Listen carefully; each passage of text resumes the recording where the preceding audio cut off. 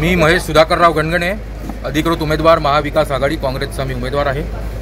सगळ्यात पहिले तर आज काउंटिंग सुरू होत असताना अर्ध्या तासातच आम्हाला तुटलेल्या सीयू जो असतो, सीपीयू जो असतो त्याचा प्रोसेसिंग युनिटचा, त्याचे आम्हाला पेटीचे सील तुटलेले सापडले। ते काउंटिंग हॉलच्या मागे पडलेले होते। आतापर्यंत 3 ते 4 सील तुटलेले आम्हाला त्या ठिकाणी सापडले। अधिकारी टाळाटाळ करत आहेत, ते म्हणतायत की मेंटेनन्सचं असेल, याचं असेल, त्याचं असेल, पण आतमध्ये तशी पण आम्ही स्ट्रॉंग रूममध्ये पण जाऊन आलो, तिथले सील तुटलेले आहेत।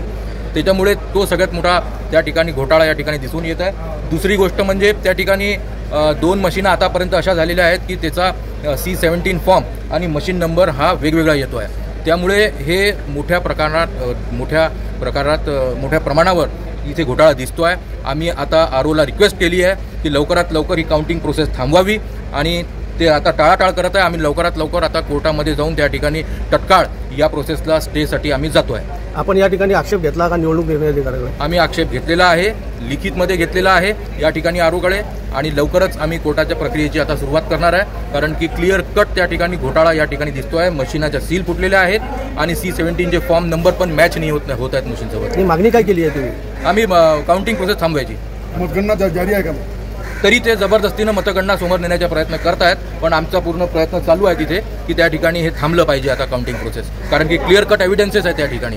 या संदर्भात तुम्ही तुमच्या वरिष्ठ जे आहे, तुमच्या पक्षाचे हायकमांड, आमचे मोबाईल आमच्याकडे नाही आहे, तर मी मीडियाच्या माध्यमातून त्यांना रिक्वेस्ट करेल की आपण ही लवकरात लवकर आमच्या वरिष्ठांपर्यंत ही बातमी पाठवावी की अकोट मतदारसंघामध्ये मशीन्सचे तुटलेले सील्स आणि C17 फॉर्म मॅच नाही होतात म्हणून। मशीन नंबर आणि 17 सीचा जो फॉर्म आहे त्या मॅच होत नसल्यामुळे आणि अनेक मशीनला सील नसलेल्यामुळे, काही मशीनला सेंट्रल सील आहे, बाकीचे 2 सील नाही आहेत, आणि काही मशीन चे स्पेअर पार्ट जे आहेत ते आजूबाजूला आढळत आहेत। तिथे मशीन ओपन करून लावले की लावताना ते विसरून इथून गेलेले आहेत, म्हणजे मशीनसोबत छेडछाड झाल्याचं स्पष्टपणे दिसून येतं। 1-2 प्रकरणं नव्हे तर इथं कमीत कमी 8 ते 10 मशीनसोबत असं झालेलं आहे, आणि असंख्य आम्ही स्ट्रॉंग रूम पण पाहिलेली आहे, तिथे पण असेच प्रकार आढळून आलेले आहे। 100% याबाबत आम्ही शासन काय की फेअर इलेक्शन आहे की अनफेअर, याबाबत आपण वरिष्ठांना पत्रकारितेच्या माध्यमातून आणि शासनाला ही बाब निश्चित आपण कानावर टाकावी, आणि इथे जे काही आरोप असतील ते कोणत्याही प्रकारचं आमचं ऐकून घेत नाही, काही नाही असं समजून प्रोसेस पुढे घेत आहेत। फक्त हे लोकशाहीची हत्या आहे असं मला आज म्हणावं वाटतं। काही मशीना सुरू असल्याचं समजलं, हे सत्य आहे का? काही मशीन सुरू होत्या त्या लॉक केलेल्या नव्हत्या, हे पण सत्य आहे।